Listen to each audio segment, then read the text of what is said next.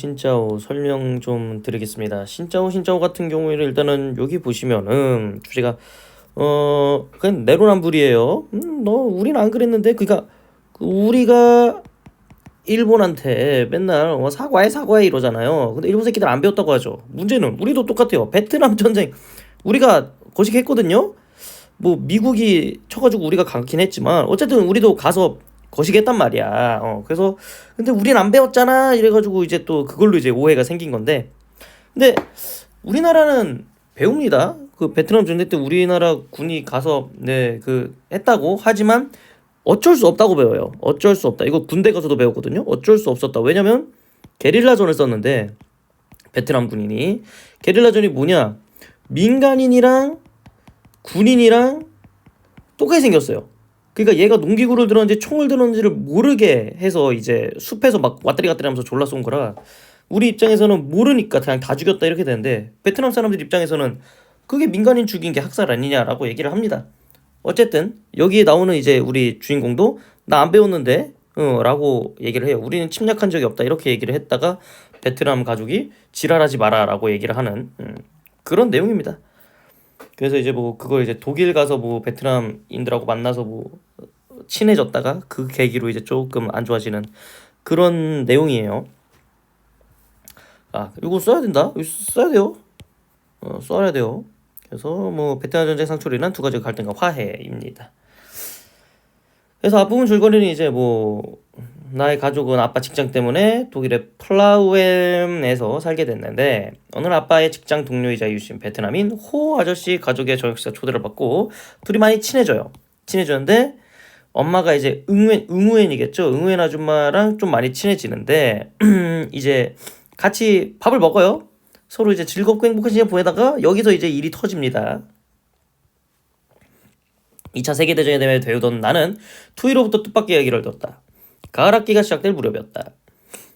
다행히 2차 대전 이후로 이처럼 대규모의 살생이 일어나는 전쟁은 없었단다. 학교에서 이제 선생님이 얘기한 거죠. 근데 있었어요. 왜? 2차 세계대전 이후로 이제 월남전도 있고 걸프전도 있는데 어쨌든 이거는 유럽 중심의 사고 방식이다. 왜냐면 아랍이랑 베트남 전쟁 같은 경우에는 유럽 위에잖아요. 투이가 손을 들어 선생님의 말을 끊었다. 아닌데요? 그 투이의 첫 마디였다. 뭐가 아니라는 거지? 베트남에서 전쟁으로 사람이 많이 죽었어요. 저희 할아버지, 할머니, 고모, 이모, 삼촌 다 죽었어요. 군인들이 와서 그냥 죽였대요. 애들도 다 죽였다고, 마을이 없어졌다고 했어요. 저희 엄마가 얘기하는 걸 들었어요. 이걸 보아하니 베트남 전쟁 여기 아직은 상처가 있다라는 걸 알 수가 있죠. 여기. 그래서 이제 애가 얘기한 거여도 투이의 엄마 입장에서는 이걸 들었을 때 기분이 안 좋을 겁니다. 이따가 나와요. 지금 이제 투이는 엄마한테 들은 걸 토대로 얘기를 하고 있는 겁니다. 선생님한테. 그래, 투이 말이 맞다. 베트남 전쟁에 대해 너희는 들어본 적 없을 거야. 투이가 더 얘기해 볼래? 왜? 아니 독일 애들, 유럽 애들은 뭐 멀리서 일어난 거니까 우리도 우리도 뭐 지금 전쟁하고 있어. 우크라이나, 러시아 그것도 우리도 뭐 아직까지는 별 그렇게 없잖아요. 직접 겪은 게 아니라서 TV로나 보지. 선생님은 투이가 자기 의견을 말했다는 것에 만족했지만 그 애는 반사적으로 말한 것처럼 보였다. 왜? 그니까 욱해서 말한 거죠. 이러면서 여기 선생님의 말에 무의식적으로 반응했다라고 나오죠. 얼굴이 곧 울 것처럼 붉어졌기 때문에 그 애는 무슨 말을 하려다가 입을 다물고 고개를 숙였다. 왜? 굳이 이거를 잘 얘기하고 싶진 않은 거죠. 얘 입장에서는. 선생님 입장에서는 이것도 교육적인 목적이니까 얘기해줘 이러는데, 얘 입장에서는 자기 나라 국민, 심지어 자기 가족이 막 죽어나간 얘기를 못하러 합니까? 투이 더 말해봐. 우리들도 모두 알아야 하잖아. 왜? 그냥 선생님은 지식으로만 여기고 있는 겁니다. 학습해야 할 지식이고요. 투이에게는 아픈 상처인 거죠. 웃자. 투이랑은 달라요. 그 애는 고개를 저었다. 나는 그 모든 상황이 부당하게 느껴졌지만 왜? 문제는 웃긴 거는 나는 부당하게 느껴졌지만 나조차도 이따가 그런 실수를 합니다. 당시에는 그 감정의 이유에 대해 알지 못했다. 그때 반장 잉가가 손을 들었다. 베트남은 전쟁으로 미국을 이긴 유일한 나라예요. 미군만 6만 명이 죽었고 군인 아닌 베트남 사람들은 200만 명이 죽었대요. 텔레비전에서 봤습니다. 미군이 비행기로 폭탄을 떨구고 나무를 죽이는 약도 뿌렸고요. 반장의 얼굴에 자랑스러운 미소가 떠올랐다. 왜? 얘는 나 한 건 했다 이거지만 투이 입장에서는 아니죠. 그래서 이것도 투이의 마음을 헤아리지 못한 겁니다. 반장도. 나는 빨갛게 달아오른 투의 작은 귀를 바라보았다. 선생님은 반장의 말이 정확하다고 칭찬하고는 미국이 베트남전에 참전한 배경과 전쟁 과정에 대해 설명했다. 그리고 그 일이 미국 정부의 실책이었고 미국으로서는 아무런 득도 보지 못한 전쟁이라고 결론을 내렸다고 합니다. 근데 이제 투이 앞에서 객관적으로 들어가죠. 뭐 투이가 뭐 얘기하는데 뭐 어쩌라고 그런 입장인 거죠. 선생님은 아무래도 그 뭐 다른 애들이 더 많으니까 독일 학교다 보니까 그러겠죠. 투이가 말하고 싶었던 건 그런 게 아니었다. 그 애를 앞에 두고 그런 식의 설명하는 건 가슴 아픈 일이라고 말하고 싶었지만 입을 열 수가 없던 기억이 난다. 투이는 분명 교실에 있었지만 그 순간만큼은 그곳에 없는 사람 취급된 것 같았다. 왜? 투이의 아픔에 공감을 하는 사람이 없어요. 그래서 없는 사람 취급 같았다라고 합니다. 나는 등을 구부리고 앉아있는 그의 뒷모습을 바라봤다. 너희들은 투이의 마음을 조금도 짐작하지 못하겠지. 독일 애들에게 희미한 분노마저 느꼈던 기억도. 그래서 이제 나는 좀 그게 화났죠. 왜? 투이랑 난 친하니까. 근데 투이가 저런 꼴을 당하니까 조금 나는 슬펐나 보죠. 그날 저녁 우리는 투이네 집 식탁에 앞에 모여 코 아저씨가 만든 국수와 만두를 먹고 있었다. 그래서 친하죠? 이야기가 어떻게 그쪽으로 흘러간지는 잘 기억이 나지 않는다. 나는 예쁘지도 않았고 특별히 잘하는 것도 하나 없는 13살짜리 여자애였다. 11살 때 동생이 태어난 이후로 무슨 일을 하든 애처럼 굴지 말라는 말을 들었다. 존재감이 없는 아이들이 보통 그렇듯 어른들에게 인정받고자 하는 욕구는 컸다. 즉 나는 나대고 싶었다라는 겁니다. 어른들에게 인정받고 싶었다. 그러니까 이제 좀 나도 입을 좀 털고 싶었다라는 거겠죠. 일본의 식민 통치에 대한 이야기가 나왔을 때 나 이거 좀 아니까 어른들의 말에 동의한 것은 그런 이유에 있었다. 왜? 나도 한마디 할 수 있는 기회가 왔다. 나도 이거 아는 거니까 아는 척 좀 하자 한 거지. 한국의 역사에 대해서라면 투인의 식구들보다 내가 더 잘 아니까 아는 척을 한다면 엄마 아빠가 꽤나 뿌듯하게 생각해 줄 것 같았다. 한국은 다른 나라를 침략한 적 없어요. 나는 그 말을 하고 동의를 구하기 위해 엄마 아빠를 쳐다봤다. 아이고 얘가 이걸 얘기했어요. 문제는 근데 상대방이 베트남인이란 거지. 베트남전은 우리가 쳤죠. 미국의 요청으로 파병 갔으니까. 아빠는 아무 얘기도 못 들었다는 듯이 내 쪽으로 눈을 돌리지 않았고 엄마는 아가리 닥치라는 투의 눈빛을 보냈다. 국물이 짜지나 않은지 모르겠네. 호 아저씨도 말을 돌렸다. 왜겠어요? 우리가 먼저 쳤으니까. 이거 근데 아마 여기서는 아이는 안 배웠다고 해요. 내가 안 배운 건데 어떻게 하냐. 여기 부분 왜 지금 서로에게 불편하니까 이거 베트남전 얘기 나온단 말이에요. 100% 나와요. 모두들 내 말을 무시하는 것 같아 서운했다. 왜? 나는 이제 어린아이잖아요. 애니까 지금은 아이의 입장에서 얘기하는 거야. 정말이에요. 우린 아무도 해치지 않았어요. 내가 말했다. 한국은 선한 나라라는 인상을 남기고 싶었고 어른들의 대화에 자연스레 참여해서 칭찬받고 싶었다. 난 맞은편에 앉은 아빠에게 인정을 구하는 눈빛을 보냈다. 내 아빠가 여기서 아빠가 조금 개오바예요. 모를 수 있지. 잘 타일러서 하면 되지. 지금 여기서 얘기했던 건 좀 거시기 하니까 집 가서 얘기하자 이렇게 하는 매우 권위적이고 강압적인 아빠의 말 같아도요. 그러니까 아빠가 뭐야? 아가리 안 닥쳐 이 새끼야? 라고 바로 너 어른들 말하는데 끼어들지 마. 네가 대체 뭘 한다고 떠드는 거냐? 한국어로 소리쳤다. 그러니까 내가 봤을 땐 아빠가 손 넘었다. 모두를 젓가락질을 멈추고 나를 봤다. 투인의 식구들 앞에서 아빠에게 그런 식으로 야단맞은 것이 부끄럽고 그래서 귀가 먹먹해지고 눈에 눈물이 고였다. 얼굴이 화끈거렸다. 나는 마지막 용기를 쥐어짜서 독일어로 말했대요. 한국에서 그렇게 배웠는데 우린 아무에게도 잘못한 게 없다고. 우린 당하기만 했다고. 선생님이 그렇게 말했는데 왜? 제대로 알지 못하죠. 왜? 한국에서 베트남전 비극에 무관심했던 우리를 나타냅니다. 그래서 이제 우리도 결국에는 똑같은 사람이란 거죠. 한국 군인들이 죽였다고 했어. 투이가 말했다. 작은 목소리였지만 식탁의 분위기를 얼려버리기엔 충분했다. 그들이 엄마 가족 모두를 다 죽였다고 했어. 할머니도 아기였던 이모까지도 다 죽였다고 했어. 그러니까 응웬 아줌마의 가족은 한국군한테 죽은 거죠. 여기가 이제 그러면서 이제 조금 사이가 안 좋아집니다. 엄마 고향에는 한국군 중호비가 있대. 어떻게 네가 그런 말을 할 수 있느냐고 힐난하는 말투였지만 나는 그애가 무슨 말을 하는지 도무지 이해할 수가 없었다. 투이 넌 함부로 말하지 마라. 그 말을 하고 아줌마는 나를 봤다. 넌 신경 쓸 것 없어. 너와는 관계없는 일이다. 응연 아줌마의 말은 투의 말이 사실이라는 걸 확인시켜줄 뿐이었다. 정말로 신경 쓸 일이 아니야. 그러니까 그 응연 아줌마는 나를 배려해주는 거죠. 어리니까. 그러니까 넌 진짜 몰랐겠지 이러고. 어린 마음에 오게 상처를 입었을까 걱정한 아줌마의 투는 내가 결코 잊지 못할 얼굴. 투의 말이 진실이라는 걸 나는 응연 아줌마의 그 얼굴을 보고 이해했다. 여기부터 그때 내가 상처를 받았다면 그건 응연 아줌마의 상처에 대한 가책 때문이었을 것이다.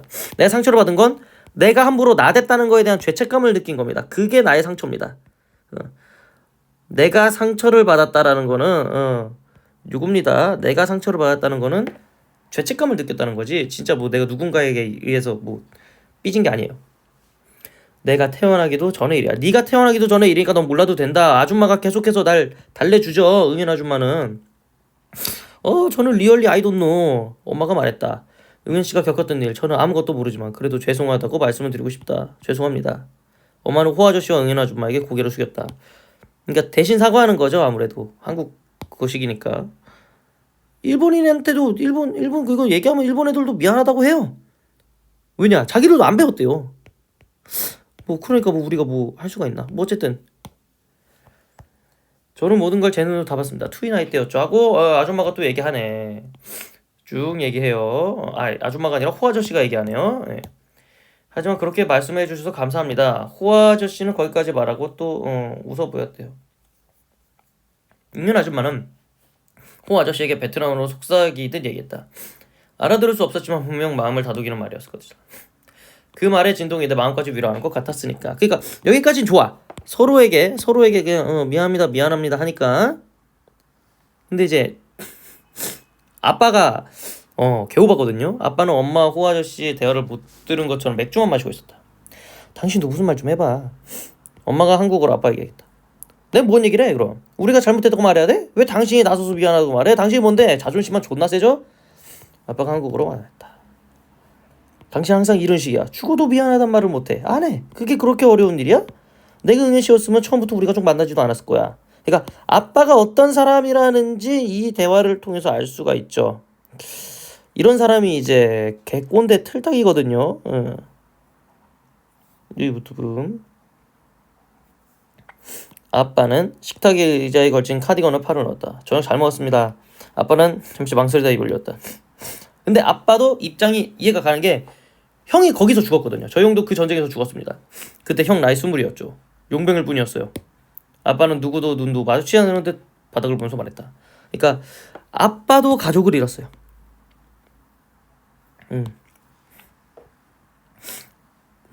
그러니까 응원한 아빠가 그들은 악야 노인들을 죽였어요.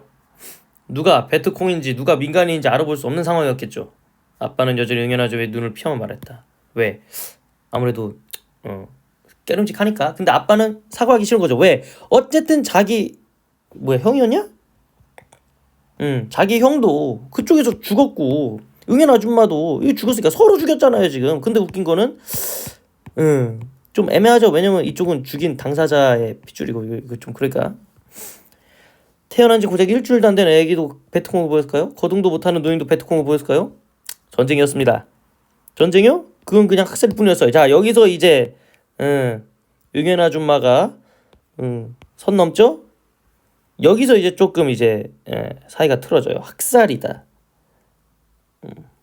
이제 책임을 회피하려는 아저씨와 이제 제대로 잡고 조지려는 응연 아줌마. 어떤 감정도 담겨진 사무적 말투였다. 그래서 제가 무슨 말 하길 바라시는 겁니까? 저도 형을 잃었다고요. 이미 끝난 일 아닙니까? 잘못했다고 빌고 또 빌어야 하는 일이라고 생각하세요? 당신 도라이야? 엄마가 말했다. 응연 아줌마는 자리에서 일어나 천천히 서재로 걸어 들어갔다. 왜? 말이 안 통하잖아요. 원래 또라이들은 피해야 됩니다. 조심히 닫히던 문소리. 나는 겁에 질렸지만 차마 서재로 따라 들어가지 못했다. 엄마는 동생을 안고 자리에서 일었다. I'm sorry. 엄마는 호 아저씨에게 고개를 숙였다. 투이야 미안하다. 엄마는 그 말을 하고 밖으로 나갔다. 나는 기저귀 가방과 카디건을 들고 엄마를 따라 나갔다. 그건 그저 디스커스팅한 학살이었을 뿐이다. 그 말을 하던 응연 아줌마의 웃음기 없는 얼굴이 자려고 누운 내 얼굴 위로 떠올랐다. 그 말을 할 때 아줌마는 우리와 다른 곳에 있었다. 내가 아무리 상상하려 해도 상상할 수 없는 장소와 시간에 아줌마는 내몰려 있었다. 그녀의 말은 아빠를 설득하려는 말도 아니었고 자신을 방어하고자 하는 말도 아니었다. 그 말은 아빠를 향한 것이 아니라 그간 그 일을 겪은 이후로 애써 살아온 응연 아줌마 자신에 대한 쓴웃음이었던 것 같다. 그냥 아빠의 태도에 실망조차 하지 않았던 것 같대요. 그러니까 이제 끝이에요. 그냥 이제 끝이거든요. 서로 이제 관계가 끊어집니다. 이제 쌩까죠? 절교해요. 그래서부터 쭉 어차피 당신들은 이해하지 못할 테니까 라는 마음이 그날 밤 아줌마와 우리 사이를 안전하게 갈라놓았다. 끝났어.